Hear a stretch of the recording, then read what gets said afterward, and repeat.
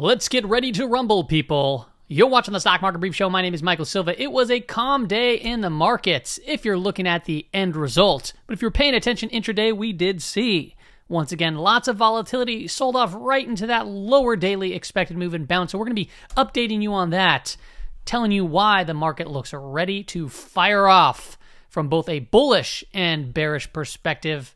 All that and more on today's Stock Market Brief Show, everybody. Let's get into it. All right, people, welcome back to the show. First and foremost, just want to thank my patrons that support this channel. If you're interested in learning more about this, click the link in the description below. Also, check out Interactive Brokers. They're updating their software platform, and they have a lot of stuff in the pipeline. Now, why are we looking at the market from a both bullish and bearish perspective? Why do we think that we're getting ready to rumble? Well, as you know, a lot of the times I mention markets move between contraction and expansion. So if I were to draw that out on the screen, the markets coil up, they get tight, and then they expand from multiple different time frames, right? That there is fractal. Now, I started off with a thumbnail of this specific chart. This is the put-to-call ratio, the total put-to-call ratio, and I'm not going to dive into the details of what this is and what it represents, but I just want to show you something interesting. Now, this was on October 4th. It takes a while to get the updated data, but nonetheless, I drew a green line up here at about 1.6. It finished at 1.59, and this is very rare for this to take place. I'm dating back all the way to 2014, and we haven't actually had a closing spike above or at that level. You know, we don't have it often. We had it once here, twice, 3 times, 4 times dating back to 2014. And you can date back even further, but the chart looked a little funky when I went back too far in data.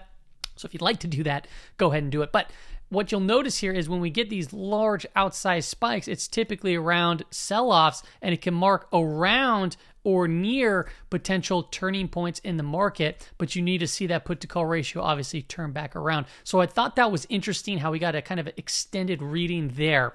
But there's a lot more charts that are very interesting from an oversold standpoint, which is why we're saying buckle up. It could be very bullish here in the very near future, but we'll go over that. Bullish percent index for the S&P 500. I just want to call out the RSI is very, very frothy to the downside. That's 11.5 reading on the RSI. I will note that the reading itself is at 28.6%, which means 28%. We're just going to say 28% of the stocks in the S&P 500 are on buy signals based off of point and figure charts. Okay, so that's what that number represents. In this RSI reading, obviously it's at just under 30, which is a low reading, but you can see dating back further, there's been times where it's a lot lower.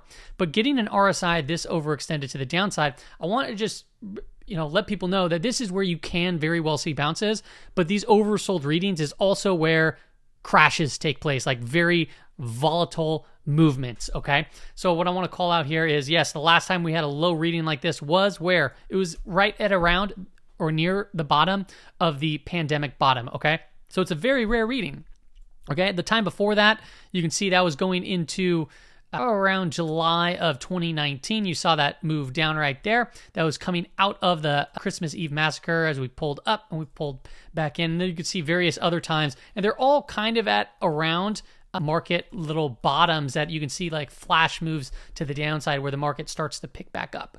Okay, it's not to say that that's what's going to happen, but that's just what I'm pointing out on the screen. I want to be very clear here. When it gets overbought, I'm talking about it being overbought, right? When it was overbought here, I look for bullish or bearish divergences, and it started pulling back down. We had bullish or bearish divergence right here. Boom, the market started selling off right there, back into oversold conditions, and then we started rallying, okay?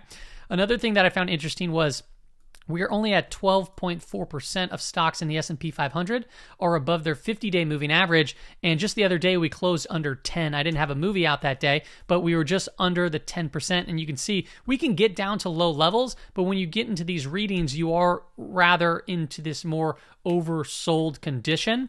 But when I look down over to here, I want to call out that the percent of stocks above the 200-day, it's still up there at 36, which is a lower reading, right, where we were over 70. But you can see the time we were here and you look back, just to the left of the screen, you can see the other times that we were having a low reading on the 50-day, we were also getting a low reading on the 200-day. So it just tells me that there's a little bit of a skew there where a lot of stocks are still above a rising 200-day moving average, which it would be technically bullish, right? So that would be a positive sign. And if you look at this from a percent of stocks above a 20-day moving average, this is just different indexes like the NASDAQ, NYSE, NASDAQ 100, Dow Jones, S&P 100. 1500, 400, which is middle cap, small caps, and then the 500. Only 13% of stocks right there. You go up the list, the S&P 100, right? Only 11% of the stock, so that's a pretty oversold reading there too as well. If we take a look at some other indicators, this is the NYSE McClellan oscillator, and I love pointing out divergences both bearish and bullish on this chart, and we've been doing it for a long time. The last time was the negative divergence that diverged back here into August, and you could see we were talking about price rising very rapidly. Price was coiling up, right? Remember, markets move between expansion, right, to contraction, to back to expansion. You can see expanded up move, but it got very, very tight on a negative divergence, and what happened? We sold off, boom, we hit a low, we bounce, we got a lower low, but what's the oscillator here telling us? It's giving us a reading that, you know, the internals are actually strengthening here. Now, can that change and this turn around and rip down? Yeah, but as it stands, we got a very extended move. Boom, see where price came to, and then the internals aren't matching that, which tells me that we could potentially see a bounce. Now, this is the NYA, the NYSE, so if you bring it up on like a weekly time frame, you can see it's also pulling into its 200 weekly moving average as it stands right now. You can see, you know, it's tagged it right here before, it undercut it right here, it tagged it. We had a couple of tags here when it broke down through the pandemic, it undercut it here. And you see we had a tag here, an undercut, and a couple of tags there back in 2015. Actually a pretty similar type look where you get these kind of bounces from a rising 200 weekly moving average.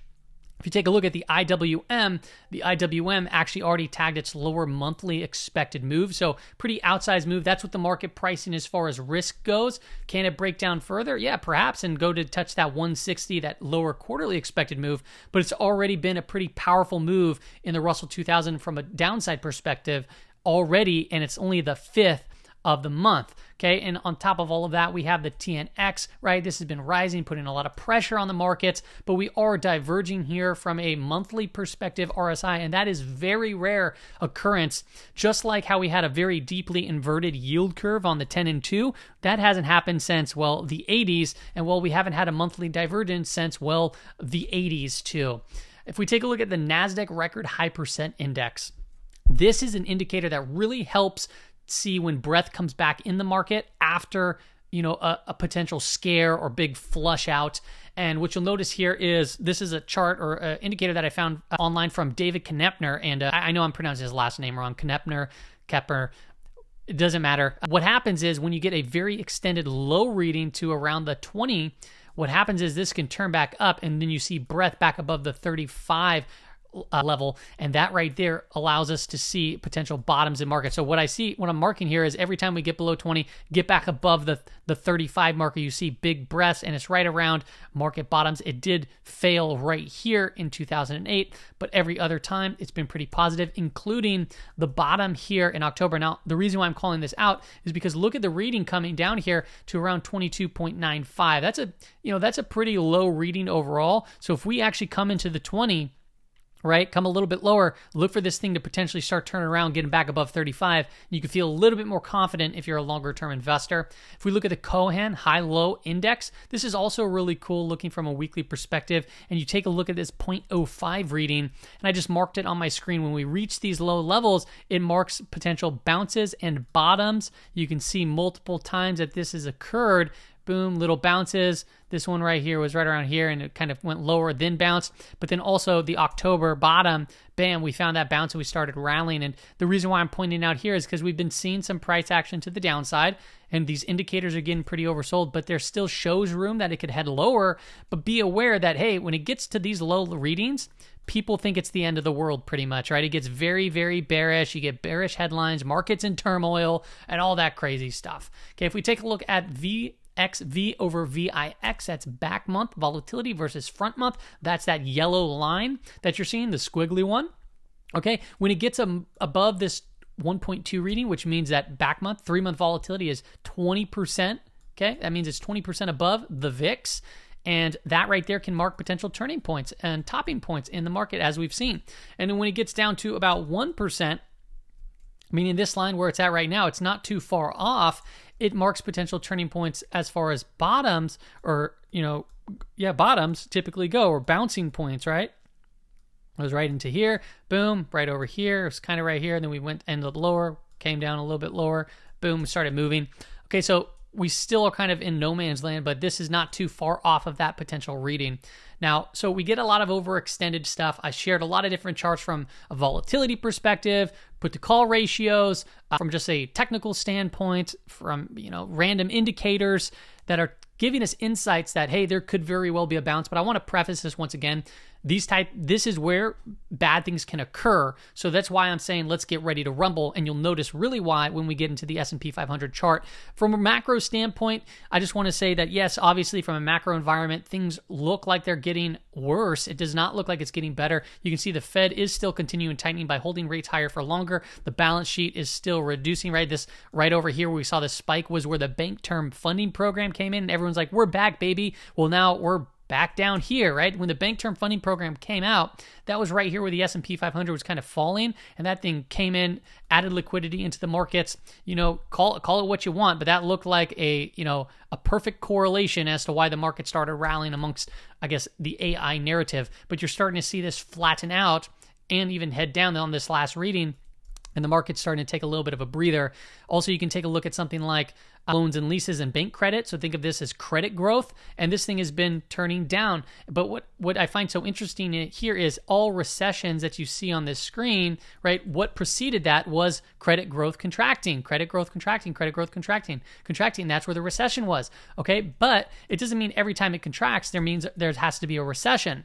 But what adds another layer to this is if you show the loans and leases, but you apply the 10-year and 2-year treasury curve. And if you date back to the 80s, well, when this started inverting, what happened to credit growth? It started contracting, right? When we started inverting, what happened? It started contracting. When we inverted, contracted. When we inverted, it contracted. When we inverted, right, over here, it's contracting. And what happens then when it uninverts? Well, it uninverted, we saw a recession, uninverted, we saw a recession, uninverted recession, uninverted, we saw a recession, uninverted, we saw a recession. If we uninvert, we see the credit growth contracting. Are we going to see that potential recession? And that is a very strong possibility. You can take a look over here at reserve balances with the Federal Reserve banks. So think of this as just a liquidity. There's just a very tight correlation that was pointed out by another trader, Sven Henrik.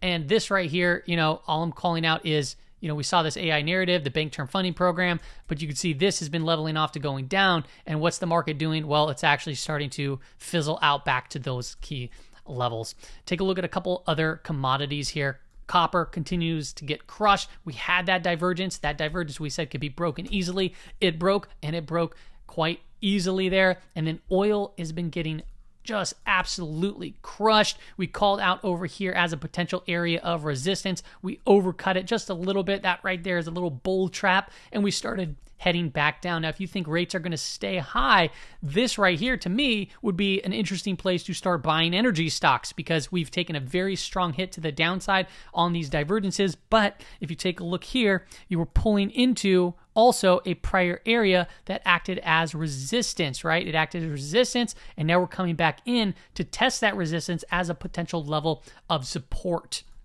Now, I want to also call out the new 52-week low list, right? I pulled this on a scanner on FinViz, and I have it market cap weighted. Just take a look at some of these names. These consumer defensive beverage names got waxed today. Coca-Cola down. This is not a small move. This is very rare to see a 4.83% move to the downside in a name like Coca-Cola, okay? So if you like your dividends, if you're looking for value stocks that get completely crushed, just keep an eye on this new 52-week low list, because there's some big names just continuing to get hammered. PepsiCo, you can look at names like Monster Energy, right? That thing got hit today. Another big one that's been popular in the trading community was CELH. Okay, but that's not hitting into 52-week low. Okay, you got Bristol Myers Squibb, and then NEE, NextEra Energy. That's one I've been talking about. If you like, utility names or dividends, or if you think the yields are going to start coming down, potentially, take a look at these rate sensitive names. This thing has been getting clobbered if you pull up a chart. Another big one, Target, right? Target's completely getting utterly just hammered there too as well. So these are names that, you know, they're stores that aren't really going anywhere anytime soon. At least that's, you know, from my perspective. You got 3M, Keurig, right? Another one, General Motors, just a bunch of big names continuing to get hit. We're going to hop into the S&P 500 and talked about, okay, why are we getting ready to rumble here? First and foremost, well, tomorrow we get jobs data, right? An hour before the market opens up, people. Okay, so binary events, right? It could come out hotter than expected, not hotter than expected. It could shock the markets. It might not shock the markets. Put that all aside. We're going to pay attention to what is the market looking as far as risk goes, right? We had, you know, a very calm day overall today, and that's probably because we have these data points coming out. So I want to show you why I'm saying get ready to rumble. Markets move, once again, between expansion and contraction, okay? Expansion, contraction. And this was an expansionary move to the downside on the S&P 500 daily time frame. These are daily candles. Each candle represents one day. Even today, right? Being in a negative gamma environment, you see more volatile swings. So it sold off. People were freaking out. But where did we tag? Well, we tagged where we said the lower daily expected move, and we started bouncing. But now what do you notice? Okay? I want to call this out. You have a high right here. You have a low right here. Okay? That's for that candle. And then what do you have? This candle, you have a high right here. You have a low right here. So this candle is an inside trading candle. This candle is another inside trading candle because you have a low or a high just below that high, and you have a higher low there too as well. So this right here, people, is the market contracting. So that's why I say get ready to rumble, right? We have a lot of oversold indicators. So how do you play this from a bullish perspective? If we start taking out the high of today's candle, which we'll just call it 425.50 for rounding purposes, that might open the door to pop up to potentially come retest the high over here, which is around 427.50. Okay, so that could be a potential play there. You can have a stop under this low, or even under this low to play the bounce, and you could potentially play it to here, or you can even say, hey, I think it's gonna, maybe come up to here, find a little resistance, but head obviously higher, okay? So that would be the idea. If it starts breaking down, well, then it's gonna probably retest the lows, okay? So that's where I'd be paying attention to from that point. Now, if we look at the 15-minute time frame and say, let me fix this really quick, and we basically look at this from a perspective of what is the market pricing in as far as risk going into tomorrow. So if we take a look at the SPY, the upper daily expected move is 428.62. The lower daily is 420.38. And that's right around the lower weekly expected move, which would take out the obviously low there. Now, I want to call out, there's a couple positive things taking place here. Okay, the positive thing here is that we're starting to see a low, a higher low, a higher low, a higher low. Okay, so we're starting to see very subtly the market being a little bit more constructive. Another thing to note is we're starting to see the 5-day moving average, albeit it's still declining, but as price is trading more in this area, it's going to start to level out. And if price can hold above it, it's going to start turning up. And that right there is a very constructive sign of the market. Another thing is the week to date, quarter to date, month to date anchored VWAP, we're above it, which means the average person or the average buyer based off of volume in this time is in the green. Now, it's not far off to crack down back through it, but that is positive so far as we're kind of just fluttering around that 5-day moving average, okay? So potential areas to watch going into tomorrow, 428.62 to the high end, 420.38 to the lower end. Those are the daily expected moves. And then remember, we haven't even actually tagged the lower weekly. We got very close to it, okay? So we're open. I mean, the door's open. If we get some sort of surprise, we can see a very potential shock to the markets to try to reach for one of those specific levels, which would be, that would be an incredible move. This red line up here, I just have just to show you, that's the September high anchored VWAP. So if price does fly up here, just know that the upper weekly is in confluence with the September high anchor VWAP, which can act as a potential area of resistance. Now, as we have this coiling-ish area taking place, we have obviously, this is the SPX, by the way. This is also taking place next to prior areas of resistance, okay? So prior areas of resistance can hold as support. We talked about that. We talked about the gamma exposure levels. If I zoom in here, you can see that the SPX is still coiling up and it's still above obviously these key levels. So that's what I'm looking for as we're kind of in this area of support. We're still above that 4,200 gamma exposure level. We're above the weekly expected move. And we're tagging and testing the lower trend right here, here, and here. If you watch my prior video, here, here, and here all have in common one thing too as well, and that's it's considered on the CNN Fear and Greed Index to be extreme fear level, and every time that we were there, we did see the markets eventually bounce from those levels. Okay, that's all I got for you on today's episode, everybody. We covered a whole array of stuff. If you haven't done so already, make sure to subscribe to the channel and like. It helps me grow. Thank you. See ya.